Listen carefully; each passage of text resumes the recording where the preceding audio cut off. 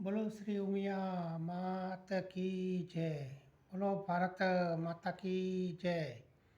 સિપોર ગામના સર્વ ખેડૂત ભાઈઓ બહેનો વડીલોને ઉમિયા માતાના અસીમ જય જયકાર હો.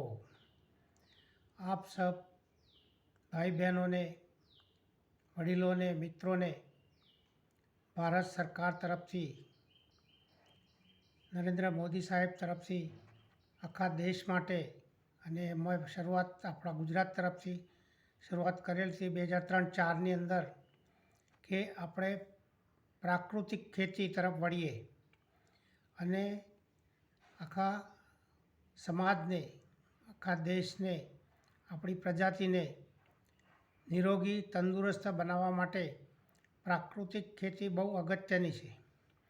પ્રાકૃતિક ખેતીનો મેઇન હેતુ કે કેમિકલવાળા ખાતરો અને દવાઓ વાપર્યા સિવાય કુદરતી નિયમો અનુસાર આપણા ખેતીનું ઉત્પાદન લઈએ એ બહુ જરૂરી છે.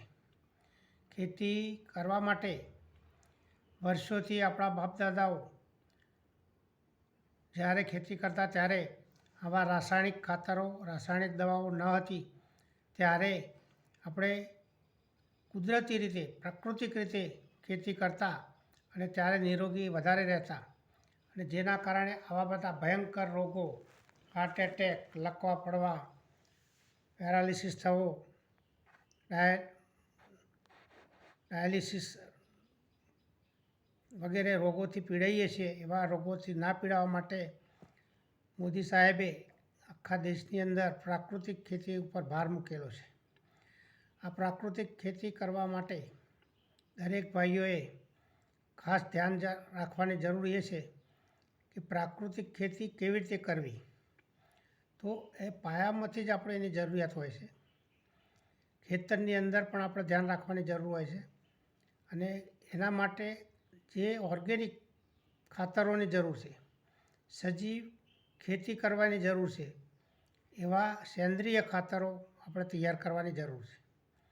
દરેક જગ્યાએ આ આપણા પ્રાકૃતિકના નિયમોને ધ્યાનમાં રાખી અને ખેતી કરવી બહુ જરૂરી છે.